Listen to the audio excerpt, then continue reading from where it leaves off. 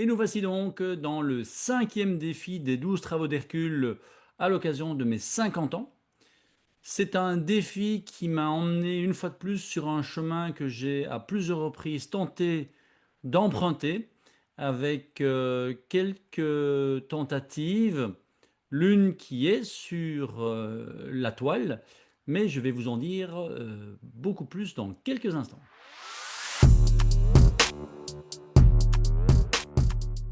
Bonjour à toutes et bonjour à tous et bienvenue dans le podcast InShape to Grow, le podcast qui a pour mission de vous soutenir dans votre quête de la santé optimale.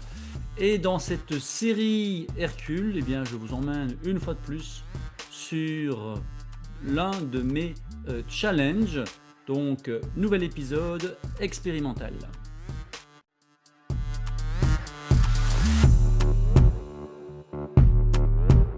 Alors, nous voici une fois de plus sur l'un de mes défis. Et cette fois-ci, je vais prendre la symbolique du taureau de Crète pour vous emmener dans ce défi personnel. Alors, pour Aristote, on devient un homme complet grâce à 3 actes. Planter un arbre, avoir un enfant et écrire un livre. Planter un arbre, je l'ai fait, j'avais une dizaine d'années. Je l'ai fait à la grande surprise de mes parents. J'avais pris un marron que j'avais fait germer dans un verre d'eau. Et puis je l'ai planté à quelques mètres de la maison. Ils ne se sont jamais imaginés qu'il allait pousser.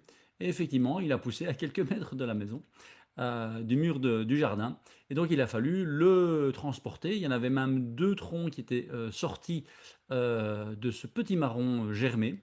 Et finalement, on a pu en sauver un que l'on a replanté au bout du jardin. Un enfant, eh bien, j'ai la grande chance d'être papa de 3 enfants depuis 2006 avec 3 vécus, 3 histoires, 3 euh, challenges, 3 trésors incroyables et toutes ou tous différents les uns des autres. Et donc, il ne me restait plus qu'un livre. Sur ce dernier, je procrastine depuis assez longtemps.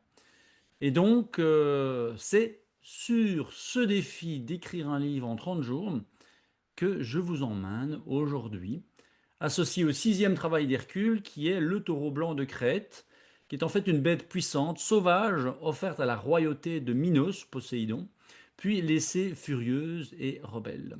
Hercule se voit attribuer la tâche donc de capturer ce taureau vivant, ce qui implique non pas de le tuer, mais de le maîtriser, de le ramener et de le dompter. Selon Carole Sédio, ce travail exige que le héros ne repousse pas ou ne repousse plus la force qu'il a en lui, ne le tue pas, mais l'intègre en toute conscience. Il doit agir avec la créature, l'accompagner, la ramener à la lumière. Carole Sédio insiste sur l'idée que les mythes nous parlent de la valeur qu'il faut mettre au service d'un projet ou d'un objectif. La valeur que j'avais à mettre tout en place pour écrire ce livre, je l'ai depuis probablement plus de 15 ans, avec des procrastinations, avec des interrogations, avec des challenges. Ici, Carole Sédillo m'invitait donc d'intégrer cette puissance créatrice, de la transformer en une œuvre tangible, hein, matérialiser ses rêves, matérialiser ses projets, c'est quelque chose qui est très important, qui est en même temps un grand défi pour l'être humain. Pour certains plus que d'autres, hein, ceux qui sont manuels, évidemment, le menuisier, le forgeron, le peintre, ils vont matérialiser leurs idées. Ceux qui sont plus dans la tête, plus mentaux comme moi, ont très probablement de plus grandes difficultés. Donc il faut passer de la force brute à la création maîtrisée. Donc, selon la symbolique de Carole Sédio, le taureau, c'est l'énergie vitale non canalisée. C'est toutes ces idées qui arrivent et que l'on n'arrive pas à réunir et à mettre en une seule création. Ce sont les pulsions, c'est de la créativité brute, c'est de la vitalité sauvage, comme elle l'explique. Donc Hercule s'avança seul vers la bête, sans armes, uniquement avec sa force et sa maîtrise intérieure. Il parvint à attraper le taureau par les cornes, à le plaquer au sol et à le maîtriser sans le blesser. Puis, il le lia solidement et le ramena à Mycène. Donc, l'application existentielle proposée par Carole Sédillon, c'est de capturer. Donc, ne pas rejeter l'une ou l'autre idée. tout écrire, même les idées les plus folles. C'est ce que j'ai fait pendant 30 jours. Je me mettais 1 heure et demie d'écriture tous les matins avant de commencer ma journée. Maîtriser sans tuer, c'est relire, structurer, canaliser la puissance sans censurer l'idée initiale. Donc j'ai eu beaucoup d'idées au niveau de la construction de l'histoire, au niveau des outils que j'allais placer. Donc tout ça, j'ai mis sur papier. Ramener vivant, donc selon la symbolique, c'est garder l'énergie vitale, l'énergie originelle, pardon, de l'idée. Il ne pas y avoir de construction mécanique, ce que j'ai eu tendance à faire à certains moments, de vouloir vraiment trop structurer mon livre, et donc il a fallu tout mettre sur papier en plusieurs chapitres. Ça a été fait assez facilement, mais il a fallu transformer la force instinctive de la création en œuvre consciente. À la fois garder l'idée originale que j'avais de cette trame, de cette histoire, et à la fois amener mon expérience de la science, parce que je suis avant tout quelqu'un qui aime mettre la science en avant également, et de pouvoir maintenir l'idée originale qui était justement d'emmener le lecteur dans une véritable quête optimale. Donc pendant longtemps, j'ai cru que tout était déjà écrit, que je n'apporte rien, que je n'apporterai rien à écrire un xème livre. Et ça a été le frein, la procrastination que j'ai eu pendant longtemps. Me dire, bah, des livres sur la nutrition, ça a déjà été dit, des livres sur le coaching, ça a déjà été dit, des livres sur l'entraînement fonctionnel, sur ceci. Alors oui, un livre sur cette approche holistique globale, ça n'a pas encore spécialement été fait, mais je n'avais pas encore trouvé la trame. Et c'est finalement le monomythe que je vous présente depuis le début de cette saison, le monomythe qui m'a vraiment inspiré à passer à l'action. Et donc, pendant toutes ces années de procrastination, il me manquait cette clé qui n'était pas finalement le fond que j'avais en moi, avec l'expérience, avec mes études, avec mes formations, avec mes recherches, mais plutôt la forme. Et quand les 12 travaux d'Hercule sont apparus, je me suis dit, il est clairement intéressant d'utiliser un de ces travaux pour pouvoir écrire et passer à l'action, passer de l'idée à la matérialisation. Écrire en 30 jours, sans relâche, toutes mes idées avec cette structure du monomythe.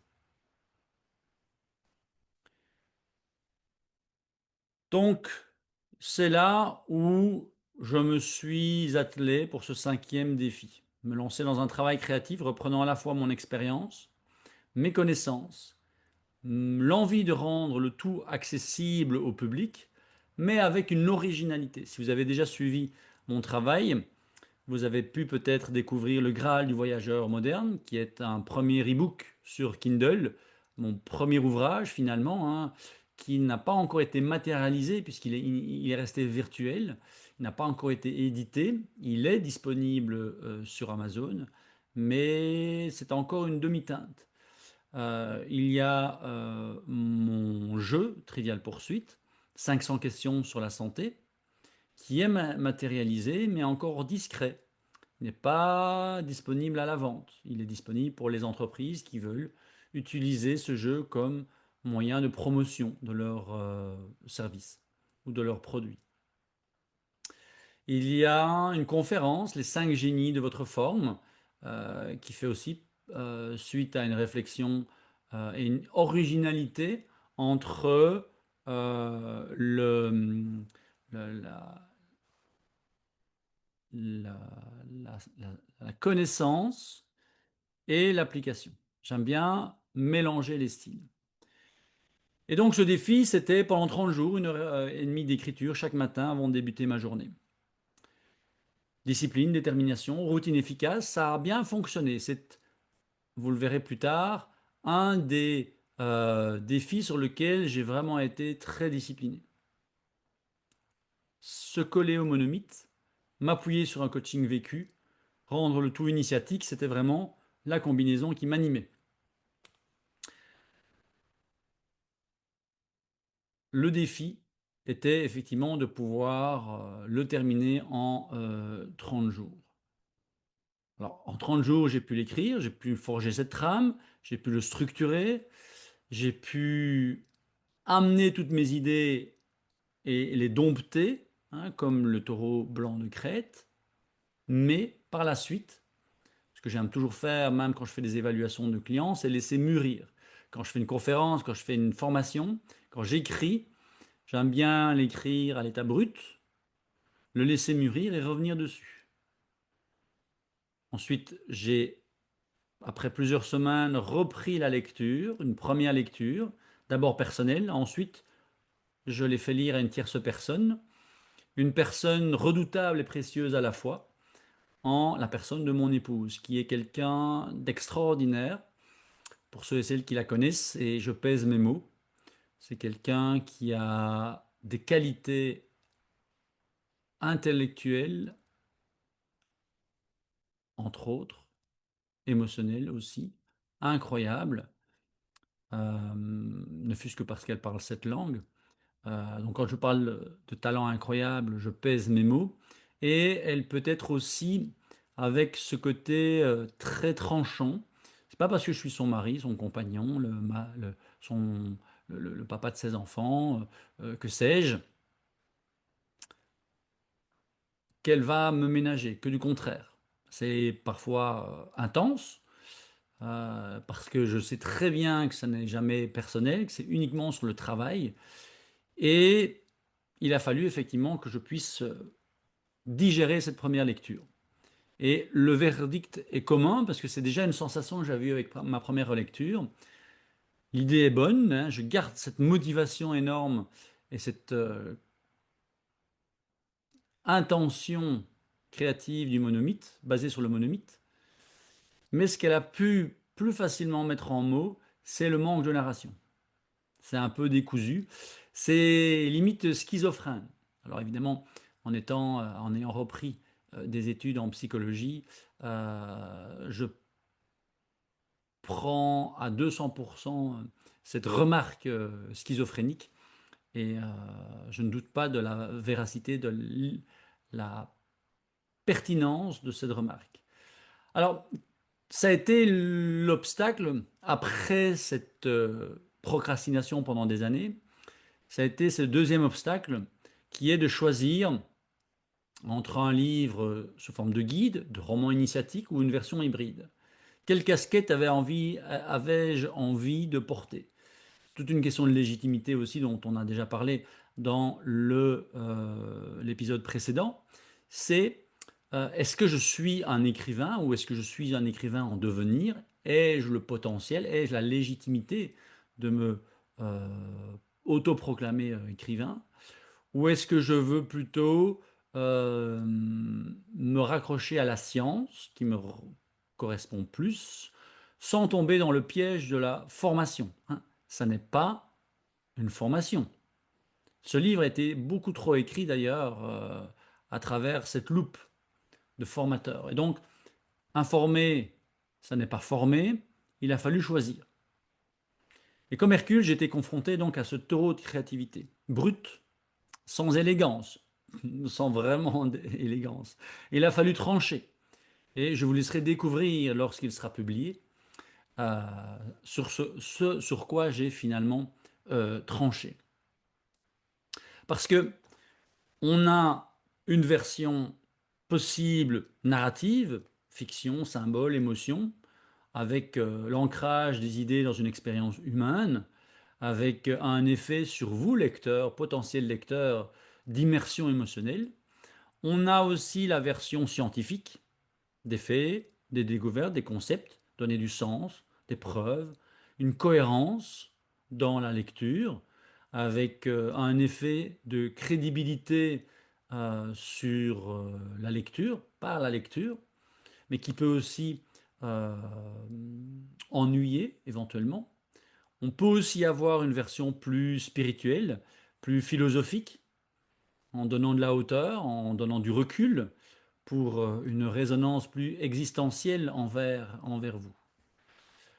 Alors, il a fallu que j'aille voir aussi des auteurs qui me plaisent, des auteurs qui souvent sont des auteurs anglo-saxons, qui ont cette rare capacité à transformer la science en récit, hein, comme Bruce Lipton, non pas des thé Lipton, mais biologiste cellulaire, incroyable. Greg Braden, qui est aussi un scientifique qui arrive à vulgariser l'information. Caroline Myss, qui est davantage sur un discours médical mais énergétique. Et plus proche de nous en tant que francophone, une littérature que je découvre petit à petit à travers la personne d'Étienne Klein, qui est à la fois mathématicien et philosophe. Donc, tous ces auteurs m'ont inspiré pour pouvoir transformer ce livre brut, hein, tel le taureau de Crète, et le rendre accessible, le rendre amusant, mais initiatique et formateur. Ce cinquième défi m'a à nouveau, comme tous mes défis, transformé. Elle a pu, il a pu transmuter une énergie créatrice schizophrène en un processus initiatique personnel qui est toujours en cours. Écrire a été pour moi et est toujours pour moi une manière de capturer une puissance, une pas une puissance que je qualifierais de sauvage comme le taureau de Crète, mais une puissance désordonnée. Il a fallu, par ce travail, canaliser dans les mots, dans la trame, dans un ton, euh, toutes les intentions que j'avais envie de vous partager. Sans alléger de trop la matière, qui est pour moi une matière sérieuse. Aujourd'hui, nous vivons à un moment crucial de notre humanité, de notre santé, parce que mettre sa santé au cœur même de son business si on est indépendant, hein, ou si on est dirigeant, comme je l'ai fait pour le Business Model U version santé, le Healthy Model U, qui est une autre de mes créations. Mais mettre sa santé au cœur même de ses priorités, pour moi, est essentiel parce que ça va influencer nos relations, ça va influencer notre éducation, ça va influencer notre efficacité professionnelle, nos relations avec nos voisins, avec notre famille, avec tout le monde. Parce qu'aujourd'hui, nous sommes très très loin de ce que nous devrions faire pour respecter notre biologie et faire en sorte d'être des êtres humains, si nous voulons encore évoluer, si encore nous pouvons évoluer et ne pas disparaître comme d'autres civilisations. Donc, au-delà de l'exercice littéraire, ça a été une véritable, et ça l'est toujours, une initiation à la maîtrise de la force créatrice. Alors maintenant, je me tourne vers vous, puisque ces épisodes expérimentaux sont là aussi pour vous. Quelle idée brute reste encore à maîtriser, à matérialiser en vous? Et en quoi votre santé, votre énergie pourrait y contribuer? Puisqu'il m'a fallu de la discipline pour pouvoir passer 1 heure et demie tous les matins avant ma journée de travail à mettre en place et à écrire ces chapitres, ces 15 chapitres. Première chose, quelle force brute avez-vous en vous? Quelle forme prendrait votre taureau intérieur? Est-ce une idée, un désir, une colère, une inspiration incontrôlée? Qu'avez-vous tendance à fuir ou à contenir de peur d'être submergé par cette énergie? L'énergie créatrice est très important à exprimer. Les émotions, si elles ne sont pas exprimées, stagnent au niveau des organes. J'en réfère à la médecine chinoise. Mais l'énergie créatrice aussi. Éteindre cette énergie créatrice peut provoquer toute une série de maux, de maladies. Si cette force pouvait s'exprimer librement, quelle création naîtrait d'elle? Deuxième question que vous pouvez vous poser, c'est comment canaliser cette énergie?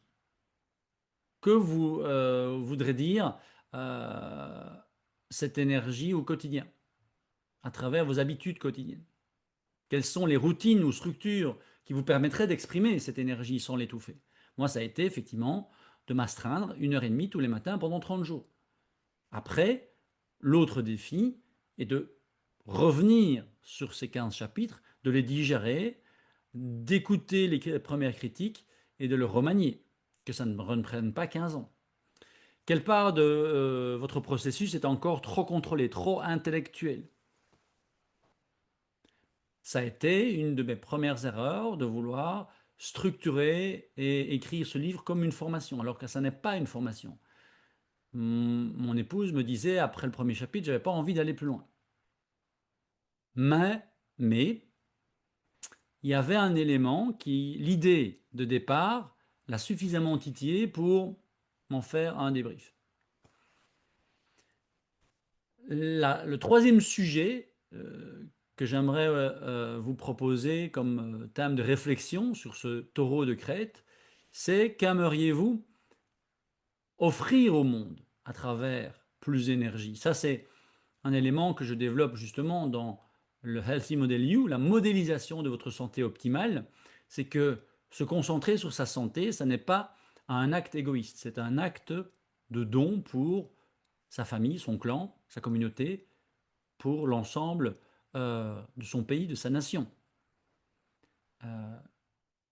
Parce que, au-delà d'être un senior en pleine forme, qui coûtera moins cher à la société, c'est également un moyen d'être moins frustré, de faire des choix plus adaptés, plus écologiques, plus économiques. Bref, c'est un tout. Quand on est fatigué, quand on est émotionnel, nos actes, évidemment, seront moins vertueux, seront moins euh, valeureux. Si votre attitude devenait une offrande vivante, à qui s'adresserait-elle? Si votre attitude devenait une offrande vivante, à qui s'adresserait-elle? Tout un programme de se dire, tiens, mais quelle posture ai-je envie d'être depuis un an, depuis maintenant, oui, ce cinquième défi, donc 6 mois. C'est cette posture qui se modifie en étant beaucoup plus ancrée, en étant beaucoup plus dans l'action concrète plutôt que dans ma tête. Certaines personnes de mon entourage me l'ont déjà fait observer. Donc, elle s'adresse à qui aujourd'hui? Essentiellement à mes enfants, à mon épouse, à mes amis, à mes clients, à ma communauté, que j'espère est de plus en plus grande.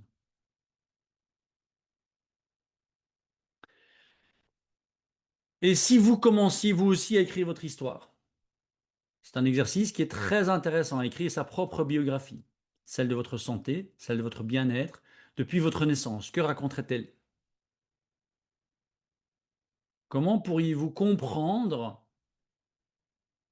votre propre histoire, voir ce qu'elle raconte et voir ce qu'elle a à raconter si elle pouvait être mieux maîtrisée?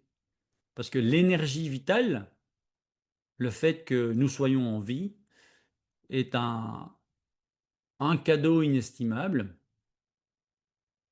même si certaines vies n'ont duré que quelques semaines, quelques mois. Eh bien, c'est une chance. Et donc, je vous propose dans cet épisode qui parle de maîtriser cette énergie, de voir à la fois ce qui aujourd'hui est restreint, et si vous ne savez pas, retournez faire votre biographie et voir à la fois ce que vous aimeriez, ce que vous aimiez faire étant plus jeune, et à la fois ce que votre santé vous montre. Si vous êtes fatigué, vous êtes épuisé, vous êtes en surpoids, vous avez des douleurs, est-ce en lien avec une force créatrice, créative, enfouie, étouffée? Peut-être, ou peut-être pas. Qu'est-ce que ça pourrait vous inspirer? Alors voilà, c'était ce nouvel épisode de mes 12 travaux d'Hercule que je vous ai partagés avec grand plaisir. Si vous avez été interpellé par ce partage, par cet épisode expérimental, je vous invite à le partager, à commenter, à me poser des questions si vous aussi, vous auriez envie de vous lancer dans un défi de 12 travaux personnels, les 12 travaux de votre histoire. D'ici le prochain épisode, prenez soin de vous.